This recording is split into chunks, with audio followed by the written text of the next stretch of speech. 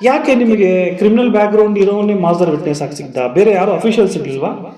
ದರ್ಶನ್ ಪರ ವಕೀಲರು ಅದನ್ನ ತುಂಬಾ ಸ್ಟ್ರಾಂಗ್ ಆಗಿ ಅದನ್ನ ಇಟ್ಕೊಂತಾರೆ. ಯಾಕೆಂದ್ರೆ ಈತನ ಕೇಸು ಅದೇ ಠಾಣೆಯಲ್ಲಿ 4-5 ಇದ್ದಾರೆ. ಈಗ ಅವ್ನು ಸುಳ್ಳು ಹೇಳ್ಬೇಕು ಅಂದ್ರೆ ಪೊಲೀಸ್ ಹೇಳ್ಬಿಡದೆ ಹೇಳ್ಬೇಕು ಅವನು. ಯಾಕೆಂದ್ರೆ ಅವ್ನ ಕೇಸ್ ಇದಾವಲ್ಲ, ನಾಳೆ ಡ್ಯಾಮೇಜ್ ಮಾಡ್ಬಿಡ್ತಾರೆ, ಅವ್ನು ಎದುರಿಸ್ಬಿಟ್ಟಿದ್ದಾರೆ. ಅಂದ್ರೆ ಈತ ಎದುರುಕೊಂಡು ಬೆದರಿಸ್ ಪರವಾಗಿ ಹೇಳ್ತಾರೆ. ಯಾಕಂದ್ರೆ ಇವ್ರು ಎದುರಿಸ್ಬೋದಲ್ಲ, ನಿನ್ ಕೇಸ್ ಇದೆ ನೋಡೋಣವಾ, ನೀನು ಇದ್ ಮಾಡ್ಬೇಕು, ನೀನ್ ಹೇಳಿಲ್ಲ ಅಂದ್ರೆ ನಿನ್ ಕೇಸ್ ಇದೆ ಅಲ್ಲೇ ಗೊತ್ತು ನಾವ್ ಏನ್ ಮಾಡ್ಬೇಕು ಅಂತ ಆಕ್ಷನ್ಸ್ಗಳು ಪ್ರಕರಣಗಳು ಇರ್ತವೆ. ಪೊಲೀಸರು ಮುಂದೆ ನೀವು ಏನೇ ಸ್ಟೇಟ್ಮೆಂಟ್ ಕೊಟ್ಟರು ಕೋರ್ಟಲ್ಲಿ ಯಾಕೆ ಮಾಡ್ತಾರೆ, ಎದುರಿಸ್ಬಿಟ್ಟು ಹಾಕಿರ್ತಾರೆ ಅಂತ. ಅಂದ್ರೆ ದರ್ಶನ್ ಕೇಸ್ನಲ್ಲಿ ಇದ್ರಲ್ಲಿ ಮಾತ್ರ ಕೊಲೆ ಆಗಿರೋದು ಕೊಲೆ ಅಂತನಾ, ರೇಣುಕಾ ಸ್ವಾಮಿ ಅವ್ರದ್ದು ಮಾತ್ರನಾ, ಅಥವಾ ಮಾಧ್ಯಮಗಳು ಎಲ್ಲವೂ ಕೂಡ ನಮ್ಮನ್ನ ನೋಡ್ತಾ ಇದ್ದಾವೆ, ಈ ಪ್ರೊಫೆಸರ್ ನಾನೊಂದು ಸೂಪರ್ ಸ್ಟಾರ್ ಆಗ್ಬೋದು ಅನ್ನೋದನ್ನ ತೋರ್ಸಕ್ಕ?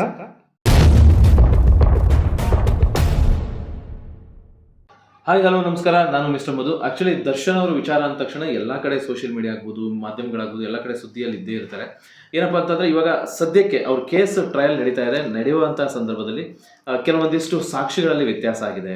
ಅಂದ್ರೆ ಏನು ಅವ್ರಿಗೆ ಪ್ರಾಸಿಕ್ಯೂಷನ್ ಪರ ಇದ್ದಂತಹ ಸಾಕ್ಷಿಗಳಲ್ಲಿ ವ್ಯತ್ಯಾಸ ಆಗಿದೆ ಅನ್ನೋ ಒಂದು ಅನುಮಾನ ಬರ್ತಾ ಇದೆ. ಇದೇ ಒಂದು ಅಸ್ತ್ರದಿಂದ ದರ್ಶನ್ ಅವರು ಸದ್ಯದಲ್ಲೇ ಹೊರಗಡೆ ಬರ್ತಾರೆ, ಬೇಲ್ ಸಿಕ್ಬಿಡುತ್ತೆ, ಈ ರೀತಿ ಎಲ್ಲ ಸುದ್ದಿಗಳು ಹರಿದಾಡ್ತಾ ಇದೆ. ಅದ್ರ ಬಗ್ಗೆ ಕೂಲಂಕುಷವಾಗಿ ನಮ್ಮ ಜೊತೆ ಅಡ್ವೊಕೇಟ್ ಇದ್ದಾರೆ, ಲೋಹಿತ್ ಹನುಮಾಪುರ ಅವರು. ಅವ್ರ ಜೊತೆ ಡಿಸ್ಕಸ್ ಮಾಡೋಣ. ಸರ್ ನಮಸ್ತೆ. ನಮಸ್ಕಾರ ಸರ್. ಇದೇ ವಿಚಾರವಾಗಿ ತುಂಬಾ ಸಲ ಮಾತಾಡಿದೀವಿ.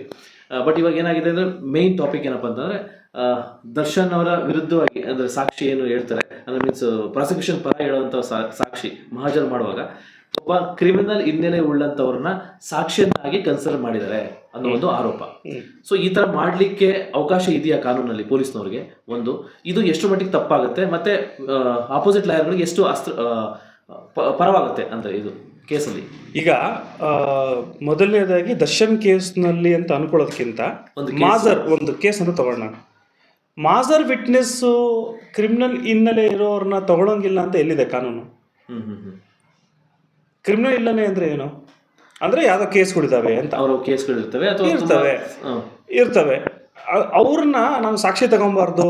ಈಗ ಅಲ್ಲೊಂದು ಮರ್ಡರ್ ಆಗುತ್ತೆ ಅಂತ ಅನ್ಕೊಳ್ಳೋಣ, ಯಾರೋ ಒಬ್ಬ ಒಂದು 10 ಕೇಸ್ ಇರೋನು ಕುಂದ್ಕೊಂಡು ಕಾಫಿ ಕುಡ್ತಿರ್ತಾನೆ, ಅವನೇ ಸಾಕ್ಷಿ.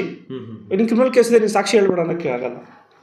ಸೊ ಕ್ರಿಮಿನಲ್ ಹಿನ್ನೆಲೆ ಇರಲಿ ಅಥವಾ ಏನೇ ಇರಲಿ, ಸಾಕ್ಷಿ ಹೇಳೋಕ್ಕೆ ಯಾವುದೇ ರೀತಿ ರಿಸ್ಟ್ರಿಕ್ಷನ್ಸ್ ಇಲ್ಲ. ಮೈನರ್ ಆಗಿರಬಾರ್ದು, ಮಕ್ಕಳಾಗಿರಬಾರ್ದು, ಎಲ್ಲ ಒಂದು ಕಡೆ ಅವ್ರನ್ನೂ ತೊಗೊತಾರೆ. ಯಾವಾಗ ಎಕ್ಸ್ಪರ್ಟ್ಸ್ಗಳು ಬಂದು ನ್ಯಾಯಾಧೀಶರು ಖುದ್ದಾಗಿ ಅವರೇ ಸಾಕ್ಷಿ ಮೇಲೆ ಕೇಸ್ ನಿಂತು ತಗೊಂಡಾಗ ಬೇರೆ ರೀತಿಯಾಗಿ ಅದನ್ನು ಇನ್ ಕ್ಯಾಮ್ರಾ ಪ್ರೊಟೆಕ್ಷನ್ಸ್ ಅಂತೆಲ್ಲ ತೊಗೊತಾರೆ. ಮಕ್ಕಳನ್ನ ಕೇಳ್ತಾರೆ, ಏನಾಯಿತು, ಹೆಂಗಾಯಿತು, ನೀನು ನೋಡ್ದ ಏನು ಅಂತೇಳಿ ಪರಿಗಣಿಸ್ತಾರೆ. ಸೊ ಹಾಗಾಗಿ ಇದರಿಂದ ಲಾಭ ಅಥವಾ ಲಾಸು ಏನೂ ಇಲ್ಲ. ಆದರೆ ಇದರಲ್ಲಿ ಒಂದು ಟ್ವಿಸ್ಟ್ ಇದೆ. ಪೊಲೀಸ್ ಅವರು ಕ್ರಿಮಿನಲ್ ಬ್ಯಾಕ್ಗ್ರೌಂಡ್ ಇರೋರನ್ನ ಸಾಕ್ಷಿಯಾಗಿ ತೊಗೊಂಡಿರ್ತಾರೆ. ಯಾಕೆ ಅಂದರೆ ಈ ಪೊಲೀಸ್ ಸುತ್ತಮುತ್ತ ಇರೋರೆಲ್ಲ ಅವರೇ, ಅವ್ರಿಗೆ ಹೆಲ್ಪ್ ಮಾಡಬೇಕಾಗಿರೋದೆಲ್ಲ ಅವರೇ. ಇವಾಗ ಅವ್ರ ಮನೆಗೆ ಮಟನ್ ಬೇಕು ಅಂದರೆ ತಗೊಂಡೋಗೋದು ಕೊಡೋದು ಅವರೇ ಅಲ್ವಾ, ಅವ್ರ ಮನೆಗೆ ಕೋಳಿ ಬೇಕು ಅಂದರೆ ತಗೊಂಡೋಗಿ ಕೊಡೋದು ಅವರೇ. ಅವ್ರ ಹೆಂಡತಿ ಮಕ್ಕಳು ದಿನ ಬಟ್ಟೆ ಅರೇಂಜ್ ಮಾಡಿಸ್ಬೇಕು ಅಂದರೆ ತಗೊಂಡೋಗಿ ಕೊಡ್ಬೇಕು, 10 ದಿನ ಅಲ್ಲಿ ತಗೊಂಡೋಗಿ ಅನ್ನೋರು ಅವರೇ. ಹಾಗೆ ಇಂಥ ಒಂದು ಕೇಸ್ಗಳಲ್ಲಿ ಅವರನ್ನು ಯಾರೂ ಸಾಕ್ಷಿಗಳಿದ್ದಾಗ ಫೋನ್ ಮಾಡಿ ಬಾಯಲ್ಲಿ ಒಂದು ಸ್ವಲ್ಪ ಬರೆದು ಸೈನ್ ಹಾಕು ಅಂತ ಹೇಳ್ತಾರೆ. ಈಗ ನಾವು ಇದನ್ನು ತೊಗೊಬೇಕಾಗಿರುವಂಥದ್ದು ಏನು ಅಂದರೆ ದರ್ಶನ್ ಪರ ವಕೀಲರು ಅದನ್ನು ತುಂಬ ಸ್ಟ್ರಾಂಗ್ ಆಗಿ ಅದನ್ನು ಇಟ್ಕೊತಾರೆ. ಯಾಕೆಂದರೆ ಈತನ ಕೇಸು ಅದೇ ಠಾಣೆಯಲ್ಲಿ 4-5 ಇದ್ದಾವೆ. ಈಗ ಅವ್ನು ಸುಳ್ಳು ಹೇಳ್ಬೇಕು ಅಂದ್ರೆ ಪೊಲೀಸ್ ಹೇಳ್ಕೊಡದೆ ಹೇಳ್ಬೇಕು ಅವನು. ಯಾಕೆಂದ್ರೆ ಅವ್ನ ಕೇಸ್ ಇದಾವಲ್ಲ, ನಾಳೆ ಡ್ಯಾಮೇಜ್ ಮಾಡ್ಬಿಡ್ತಾರೆ, ಅವ್ನು ಎದುರಿಸ್ಬಿಟ್ಟಿದ್ದಾರೆ. ಅಂದ್ರೆ ಈತ ಎದುರುಕೊಂಡು ಬೆದರ್ಕೊಂಡು ಏನು ನೋಡಿಲ್ಲ ಅಂದ್ರೂ ಪೊಲೀಸ್ ಹೇಳಿರೋ ರೀತಿ ಬೈದಾನೆ ಅನ್ನೋ ರೀತಿ ತಗೊಂಡು ಹೋದಾಗ ಇದು ಏನು ಇವ್ರಿಗೆ ಅನುಕೂಲ ಆಗುತ್ತೆ, ಆರೋಪಿ ಪರ ವಕೀಲರುಗಳಿಗೆ ಅನುಕೂಲ ಆಗುತ್ತೆ. ಇದನ್ನೇ ದೊಡ್ಡ ಮಟ್ಟದಲ್ಲಿ ಸುಧನ್ವ ಅನ್ನೋ ವಕೀಲರು ಅದನ್ನು ಇನ್ನೂ ಸ್ವಲ್ಪ ಪ್ರಚಾರ ಮಾಡಿ ಈ ರೀತಿ ಮಾಡ್ತಾರೆ ಅನ್ನೋವಂಥ ರೀತಿಯಲ್ಲಿ ಅಪ್ಲಿಕೇಶನ್ಸ್ನ ಹಾಕ್ಕೊಂಡು ದೊಡ್ಡ ಗಂಭೀರವಾಗಿ ತೋರಿಸ್ತಾ ಇರೋವಂಥದ್ದು ಕೂಡ ಅಪ್ರಿಷಿಯೇಟಬಲ್. ಯಾಕಂದರೆ ಅವ್ರ ಕೇಸು ನಾಳೆ ದಿನ ಏನೇ ಹೆಚ್ಚು ಕಮ್ಮಿ ಆದರೂ ಅವ್ರನ್ನೇ ಪ್ರಶ್ನೆ ಮಾಡೋದು. ಸೊ ಹಾಗಾಗಿ ಅದೇನೇನು ಬೇಕೋ ಎಲ್ಲವನ್ನೂ ಮಾಡ್ತಾ ಇದ್ದಾರೆ.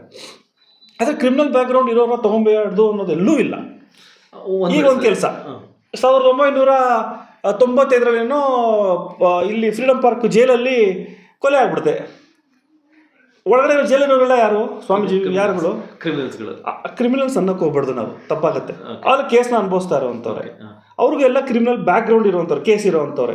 ಹಂಗಾರೆ ಅವ್ರ ಕೇಸ್ ಬಿಟ್ಬಿಟ್ಟು ಯಾರು ಕೇಸ್ ತಗೊತೀರಿ? ಕಲ್ಲು ಅದೇನೋ ಗ್ರಿಲ್ಲು ಅರ್ಥ ತಗೊಂತೀರಾ? ಆಗಲ್ಲ, ಹಂಗೆ ಅವ್ರನ್ನೇ ತಗೊಬೇಕು. ಅದಕ್ಕಾಗಿ ಇದೇನು ಅಂತ ದೊಡ್ಡ ಗ್ರೌಂಡ್ಸ್ ಅಲ್ಲ, ಬಟ್ ತೋರಿಸ್ತಾ ಇರೋವಂಥದ್ದು ಅವ್ರನ್ನ ಯಾಕೆ ತೊಗೊಂಡಿದ್ದೀರ ಅನ್ನೋದು ದೊಡ್ಡ ಪ್ರಶ್ನೆ. ಯಾಕಂದರೆ ಅವರು ಪೊಲೀಸ್ ಪರವಾಗೇ ಮಾತಾಡ್ತಾರೆ, ಯಾಕಂದರೆ ಅವ್ರ ಕೇಸ್ಗಳೆಲ್ಲ ಪೊಲೀಸ್ ಕಡೆ ಇದೆ. ಸೊ ಹಾಗಾಗಿ ಅವ್ರನ್ನ ನೀವು ಬಳಸ್ಕೊಂಡಿದ್ದೀರಾ ಅನ್ನೋ ಅಂತ ಹೇಳಿ ತೊಗೊಂಡು ಹೋಗ್ತಾರೆ ಬಿಡಿ ಸರ್, ಚೆನ್ನಾಗಿ ಹೋಗುತ್ತೆ ಅನ್ನೋದು. ಸೊ ಅಂದ್ರೆ ಆ ವ್ಯಕ್ತಿ ನಿಜ ಹೇಳಿಕ್ ಸಾಧ್ಯನೇ ಇಲ್ಲ, ಅವ್ರ ಪರವಾಗಿ ಹೇಳ್ತಾರೆ ಅನ್ನೋದು ಇವ್ರ ವಾದ. ಯಾವ್ದ್ರೆ ಕ್ರಿಮಿನಲ್ ಬ್ಯಾಕ್ಗ್ರೌಂಡ್ ಇರೋರು ಪೊಲೀಸ್ ಪರನೇ ಹೇಳ್ತಾರೆ ಹೊರತು ಯಾವುದೇ ಕಾರಣಕ್ಕೂ ಸತ್ಯ ನುಡಿಯೋದಿಲ್ಲ, ಸತ್ಯ ಅವರಿಂದ ಬರೋದಿಲ್ಲ ಅನ್ನೋದು ಇವ್ರ ವಾದ. ಸತ್ಯ ಏನು ಅಸತ್ಯ ಏನು ಗೊತ್ತಿಲ್ಲ, ಅವ್ರು ಪೊಲೀಸ್ ಪರವಾಗೇ ಹೇಳ್ತಾರೆ. ಅದನ್ನೇ ಹೇಳ್ತಾರೆ ಇವ್ರು ವಾದ ಮಾಡ್ತಾರೆ. ಯಾಕಂದ್ರೆ ಇವ್ರು ಎದುರಿಸ್ಬೋದಲ್ಲ, ನಿನ್ ಕೇಸ್ ಇದೆ ನೋಡೋಣವಾ, ನೀನು ಇದು ಮಾಡಬೇಕು, ನೀನು ಹೇಳಿಲ್ಲ ಅಂದರೆ ನಿನ್ನ ಕೇಸ್ ಇದೆ ಅಲ್ಲೇ ಗೊತ್ತು ನಾವು ಏನು ಮಾಡಬೇಕು ಅಂತ. ನಂಬ್ತೀರ ಇಲ್ವಾ ಸರ್? ಪೊಲೀಸರ ಹತ್ರ ಚೆನ್ನಾಗಿ ರುಬ್ಬಿಸ್ಕೊಂಡ್ಬಂದಿರ್ತಾರೆ ಕೋರ್ಟ್ಗೆ, 2-3 ದಿನ ಕೋರ್ಟ್ ಮುಂದೆ ನಿಂತ್ಕೊಂಡಾಗ ಏನೋ ಪೊಲೀಸ್ ಹೊಡೆದ್ರೇನಪ್ಪ ಅಂದರೆ ಇಲ್ಲ ಸ್ವಾಮಿ ಅಂತಾರೆ, ಭಯ. ಇನ್ನೇನೋ ಜೈಲಿಗೆ ಕಳಿಸ್ಬಿಟ್ರು ಅಕಸ್ಮಾತ್ ಇಲ್ಲಿ ಒಪ್ಕೊಂಡು ತಿರ್ಗಾ ಕರ್ಕೊಂಡು ಹೋಗ್ಬಿಡ್ತಾರಲ್ಲ ಅನ್ನೋ ಥರ. ಸೊ ಹಾಗಾಗಿ ಪೊಲೀಸರ ಥ್ರೆಟ್ಗಳು ಏನಿದಾವೋ ಅದ್ರ ವಿರುದ್ಧವೇ ಬಹಳಷ್ಟು ಸೆಕ್ಷನ್ಸ್ಗಳು ಪ್ರಕರಣಗಳು ಇರ್ತವೆ. ಪೊಲೀಸರು ಮುಂದೆ ನೀವು ಏನೇ ಸ್ಟೇಟ್ಮೆಂಟ್ ಕೊಟ್ಟರು ಕೋರ್ಟಲ್ಲಿ ಯಾಕೆ ಮಾಡ್ತಾರೆ, ಎದುರಿಸ್ಬಿಟ್ಟು ಹಾಕಿರ್ತಾರೆ ಅಂತ, ವೈಟ್ ಪೇಪರ್ ಬರ್ಸ್ಕೊಂಡಿರ್ತಾರೆ ಅಂತ. ಟೆರರಿಸ್ಟ್ ಕೇಸ್ ಬಿಟ್ಟು ಇನ್ನು ಯಾವುದೇ ಸಾಕ್ಷಿಗಳು ಪೊಲೀಸರ ಮುಂದೆ ಹೇಳಿಕೆಯನ್ನು ಕೊಟ್ಟು ಪೊಲೀಸರು ಸಲ್ಲಿಸಿರೋದನ್ನ ಯಾವುದೂ ಕೂಡ ಕೋರ್ಟು ಗಂಭೀರವಾಗಿ ತೊಗೊಳ್ಳಲ್ಲ, ಎಲ್ಲಿವರೆಗೂ ಆ ಸಾಕ್ಷಿಗಳು ಬಂದು ಕೋರ್ಟ್ ಮುಂದೆ ಹೇಳೋವರೆಗೂ. ಅಂಥದ್ರಲ್ಲಿ ಇವಾಗ ನಮ್ಮದೇ ಒಂದು 20 ಕೇಸ್ ಅವ್ರ ಮುಂದೆ ಇದೆ, ಆ ಸ್ಟೇಷನಲ್ಲಿದೆ. 20 ಕೇಸ್ ಇದೆ ಅಂತ ಅನ್ಕೊಳ್ಳೋಣ, 10 ಕೇಸ್ ಇದೆ ಅನ್ಕೊಳ್ಳೋಣ, 2 ಕೇಸ್ ಇದೆ ಅಂತ ಅನ್ಕೊಳ್ಳೋಣ. ಇವಾಗ ನೀವು ಹೇಳ್ದಂಗೆ ಕೇಳಲೇಬೇಕಲ್ಲ ಸರ್. ಹಾಗಾಗಿ ನೀವು ಹೇಳಿದೆಲ್ಲ ನಾನು ಒಪ್ಕೊಂಡಿದ್ದೀನಿ ಅನ್ನೋದು ರೀತಿ ತೋರಿಸ್ತಾರೆ, ಬಿಂಬಿಸ್ತಾರೆ. ಸೊ ಆ ರೀತಿಯಾಗಿ ಇದನ್ನು ಕೇಸನ್ನ ತೊಗೊಂಡು ಹೋಗ್ಬೋದು. ಎರಡನೇದು ಊಟದ ವಿಚಾರ ಬಂದಾಗ ನಾನೇನೋ ಅಪೀಲ್ ಹೋಗಿದೆ ಅಂದರೆ ಪ್ರಾಸಿಕ್ಯೂಷನ್ ಅವರು ಅಪೀಲ್ ಹೋಗಿದ್ದಾರೆ, ಕೆಳಗಿನ ನ್ಯಾಯಾಲಯ ಪರ್ಮಿಷನ್ ಕೊಟ್ಟಿದೆಯಂತೆ, ಮನೆ ಪ್ರಾಸಿಕ್ಯೂಷನು ಟಕ್ ಅಂತ ಹೈಕೋರ್ಟ್ ಕೊಂಡೋಗಿದೆ.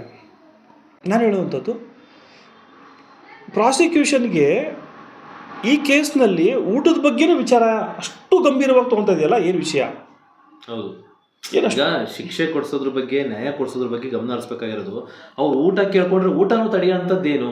ಅಲ್ಲಿಗೆ ಈ ಪ್ರಕರಣದಲ್ಲಿ ಏನೇ ಆದರೂ ಕೂಡ ನಾನು ನಿಜನೋ ಸುಳ್ಳು, ನಾನು ಗೆಲ್ಲಬೇಕು ಅಂದರೆ ನ್ಯಾಯ ಗೆಲ್ಲಬೇಕು ಅನ್ನೋವಂಥದ್ದಲ್ಲ, ನಾನು ಗೆಲ್ಲಬೇಕು ಅನ್ನೋವಂಥದ್ದು. ಆ ರೀತಿಯಾಗಿ ನೀವು ನಡೆ ಮಾಡ್ತಾ ಇದ್ದೀರಾ. ಸೊ ಹಾಗಾಗಿ ತಾವು ಕೆಲವು ಸಾಕ್ಷಿಗಳನ್ನ ಫ್ಯಾಬ್ರಿಕೇಟ್ ಮಾಡೋವಂಥ ಸನ್ನಿವೇಶಗಳು ಕೂಡ ಬಂದ್ಬಿಡ್ತವೆ. ಅಂದರೆ ಏನು ಮಾಡೋಕ್ಕೂ ಕೂಡ ನಿಂತಿದ್ದೀವಿ ಅನ್ನೋವಂಥದ್ದು ಪ್ರಚಾರ ಆಗ್ತಾ ಇದ್ದಾವೆ.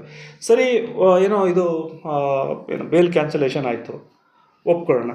ಎಲ್ಲ ಕೇಸಲ್ಲೂ ಮಾಡಿ, ಯಾಕೆ ಒಂದೇ ಕೇಸಲ್ಲಿ? ಅಂದರೆ ದರ್ಶನ್ ಕೇಸ್ನಲ್ಲಿ ಇದರಲ್ಲಿ ಮಾತ್ರ ಕೊಲೆ ಆಗಿರೋದು ಕೊಲೆ ಅಂತನಾ, ರೇಣುಕಾ ಸ್ವಾಮಿ ಅವ್ರದ್ದು ಮಾತ್ರನಾ, ಅಥವಾ ಮಾಧ್ಯಮಗಳು ಎಲ್ಲವೂ ಕೂಡ ನಮ್ಮನ್ನ ನೋಡ್ತಾ ಇದ್ದಾವೆ, ಈ ಕೇಸಲ್ಲಿ ನಾನೊಂದು ಸೂಪರ್ ಸ್ಟಾರ್ ಆಗ್ಬೋದು ಅನ್ನೋದನ್ನ ತೋರ್ಸಕ್ಕ? Why not? ಯಾಕೆ ಬೇರೆ ಕೇಸ್ಗಳಿಲ್ಲ? ವಿನಯ್ ಕುಲಕರ್ಣಿ ಕೇಸಲ್ಲಿ ಯಾಕಿಲ್ಲ? ಈಗ ಮೊನ್ನೆ ಭೈರತಿ ಬಸವರಾಜ್ ಯಾಕಿಲ್ಲ? ಅವ್ರನ್ನ ಯಾಕೆ ನೀವು 90 ದಿನ ಓಡಾಕ್ ಬಿಟ್ಟಿದ್ರಿ?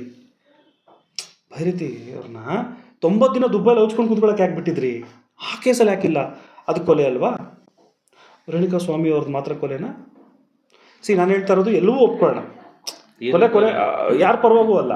ಆದರೆ ನೀವು ಯಾವುದನ್ನು ಇವಾಗ ಎಲ್ಲರೂ ಒಂದೇ ಅಂತ ಅಂದ್ಕೊಂಡವನು ಒಬ್ಬ ರಾಜ ಅಥವಾ ಒಬ್ಬ ಅಧಿಕಾರಿ ಅಥವಾ ಒಬ್ಬ ಇವನು ಸೈನಿಕ, ಅವನು ಒಂದನ್ನು ಮಾತ್ರ ಕಾನ್ಸಂಟ್ರೇಷನ್ ಮಾಡ್ತಾನೆ, ಅವ್ರದ್ದೇ ಬೇಗ ಮುಗಿಬೇಕು. ಆಗ ನೀನು ಸಮಾನತೆ ಕೊಡೋಕ್ಕಾಗಲ್ಲ ಅಂತ ಹೇಳಿ ಭರತಿಯವ್ರ ಕೇಸ್ನಲ್ಲಿ 90 ದಿನ ನೀವು ಚಾರ್ಜ್ ಶೀಟ್ ಹಾಕೋಷ್ಟು ಟೈಮ್ನ ಅವ್ರು ಆಚೆ ಹೋಗಿಬಿಟ್ಟಿದ್ದೀರಿ. ಈ ಕೇಸಲ್ಲಿ ಕೋರ್ಟ್ ಬೇಲ್ ಕೊಡ್ಲಿಲ್ವೋ ಅವಾಗ ಅರೆಸ್ಟ್ ಮಾಡ್ತಾರೆ.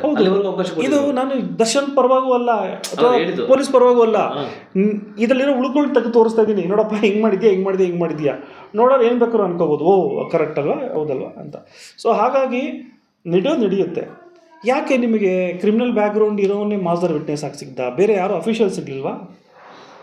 ಅಥವಾ ಯಾರೋ ಬೇರೆ ಅಫಿಷಿಯಲ್ ಕಾಂಟ್ಯಾಕ್ಟ್ ಪೊಲೀಸುಗಳಿಗಿಲ್ವಾ? ಒಳ್ಳೆಯವರು ಒಡನಾಟ ನಿಮಗಿಲ್ವಾ? ಅಂದರೆ ಒಳ್ಳೆಯವ್ರು ಸತ್ಯ ಹೇಳಲ್ವಾ? ಇವ್ರು ಮಾತ್ರ ಒಳ್ಳೆಯವ್ರ ಒಡನಾಟನೇ ಇಲ್ವಾ? ಕ್ರಿಮಿನಲ್ ಒಡನಾಟಗಳು ಇದ್ದಾವಾ?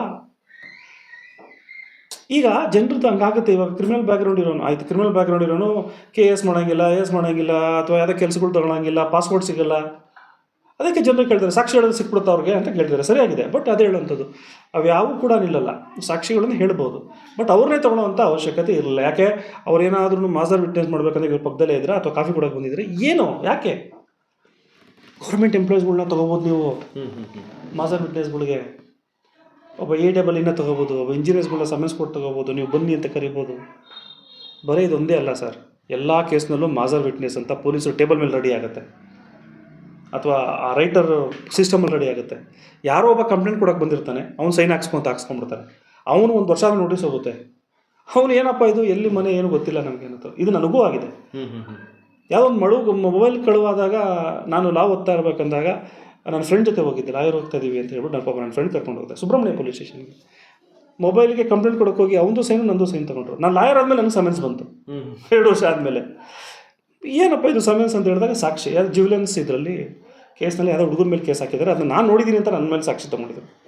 ಸೊ ಅವಾಗ ನೀವು ಹೇಳ್ಬೋದಾ ಸರ್ ಕೋರ್ಟಲ್ಲಿ ನನಗೆ ಗೊತ್ತಿಲ್ಲ ಸ್ವಾಮಿ? ನಾನು ಖಂಡಿತವೂ ಹೇಳಿದೆ, ಹಾಂ ಹಾಂ ನಾನು ಓದ್ಬೇಕಂತ ಹೋಗಿರೋಂಥದ್ದು ಅಂತೇಳಿ ನನಗೇನು ಗೊತ್ತೇ ಇಲ್ಲ ಇದು ಅಂತ ಹೇಳಿ. ಸೊ ಈ ರೀತಿ ಸಾರ್ವಜನಿಕರು ಗೊತ್ತು, ಆ ರೀತಿಯಾಗಿ ಮಾಜರ್ಗಳು ವಿಟ್ನೆಸ್ಗಳು ತೊಗೊತಾರೆ. ಇಂಥ ಒಂದು ಮಾಜರು ಸಾಕ್ಷಿಗಳಿಂದನೇ ಕೇಸ್ಗಳು ಹಳ್ಳಿಗೆ ಹಿಡಿತವೆ ಸರ್.